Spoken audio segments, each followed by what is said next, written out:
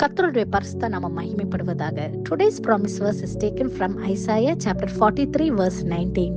I will even make a way in the wilderness and rivers in the desert. ஏசாயா 43 அதிகாரம் 19 வசனம். நான் வனாந்திரத்திலே வழியையும் அவாந்திர வழியில் ஆறுகளையும் உண்டாக்குவேன். Are you facing a season of dryness or feeling confused and helplessness? உங்க வாழ்க்கை வறண்டு போன சூழ்நிலையிலயோ உதவியற்ற நிலைமையில ஒருவேளை நம்பிக்கையற்ற சூழ்நிலையில இதை கேட்டுக்கொண்டிருப்பீர்கள் என்றால், இந்த காலை வேளையில தேவன் உங்களுக்கு கொடுக்கிற நம்பிக்கையின் வாக்குத்தத்த வசனம், நான் வனாந்திரத்தில் வழியையும் அவாந்திர வழியில் ஆறுகளையும் உண்டாக்குவேன் என்று. Desert usually refers to dryness, emptiness and lifelessness. வனாந்திரம் எதை குறிக்கிறது என்றால், வறண்டு போன சூழ்நிலை, ஒரு வெறுமையான சூழ்நிலையும் ஒரு ஜீவனற்ற நிலைமையை குறிக்கிறது. என் வாழ்க்கை வனாந்திரம் போல இருக்கிறது, முன்னேறி செல்வதற்கு வழியில்லை என்று நீங்கள் ஒருவேளை வேதனையோடு இருந்தீங்க என்றால், இந்த காலை வேளையில தேவன் உங்களை நினைவு மூட்டுகிறார். He is a way maker. வழி இல்லாத இடத்துல வழி செய்கிற தேவன். நாம் ஆதியாகமத்திலே 21 அதிகாரம் 14 முதல் 19 வசனம் வரை பார்க்கும்பொழுது ஆகாரை பார்க்கின்றோம். ஆகார் குழந்தையுடன் வனாந்திரத்திலே இருக்கிறாள்.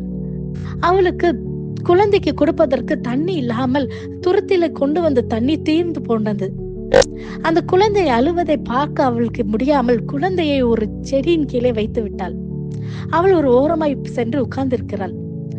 அந்த குழந்தை அழுகை சத்தத்தை தேவன் கேட்டார் என்று நாம் பார்க்கிறோம். பிள்ளையின் அழுகை சத்தத்தை கேட்டு தேவன் அந்த வனாந்திரத்திலே வழியை உண்டு பண்ணி தண்ணீரை தந்த தேவன், இந்த நாளிலே உங்க வாழ்க்கையில் உள்ள சூழ்நிலைகள் மாறும், வனாந்திரமான சூழ்நிலைகள் மாறும்.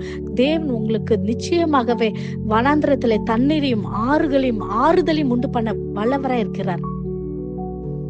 இதை விசுவாசித்து என் தேவன் என் வாழ்க்கையில் உள்ள வனாந்திரத்தை மாத்த வல்லவரா இருக்கிறார் என்று சொல்லி அறிக்கையிடுவோமா? நம் கண்களை மூடி ஜெபிப்போம்.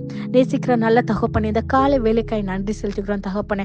அப்பா, நீர் கொடுத்த வாக்குத்தத்த வசனத்துக்காய் நன்றி செலுத்துகிறோம் கர்த்தாவே. அப்பா, ஒருவரை பெரிய காரியங்களை செய்கிறவரை அப்பா உம்மை துதிக்கிறோம் கர்த்தாவே. இந்த காலை வேலையிலப்பா என்னோட சேர்ந்தப்பா ஜெபிக்கிற ஒவ்வொரு பிள்ளைகளும் அப்பா நீர் இந்த காலை வேலையில் நீர் நிரப்பும்படியாக ஜெபிக்கிறோம் ஏசப்பா. அவங்க வாழ்க்கையில அப்பா நீர் வழி செய்பவரை கடந்து வந்தப்பா அவங்க வாழ்க்கையில வனாந்திரங்கள் மாறு போகிறதுக்காய் நன்றி செலுத்துகிறோம் கர்த்தாவே. அப்பா, நீர் வனாந்திரத்தை மாற்றியப்பா பிள்ளைகளுடைய வாழ்க்கையில ஆறுதலை உண்டு பண்ண போகிற தேவனா இருப்பதற்காய் நன்றி செலுத்துகிறோம் கர்த்தாவே. பெரிய காரியங்களை செய்யுங்க தகப்பனே. ஒவ்வொருடைய வாழ்க்கையில அப்பா உங்க வாழ்க்கையை செழிக்க செய்ய போகிறதுக்காய் நன்றி செலுத்துகிறோம் கர்த்தாவே.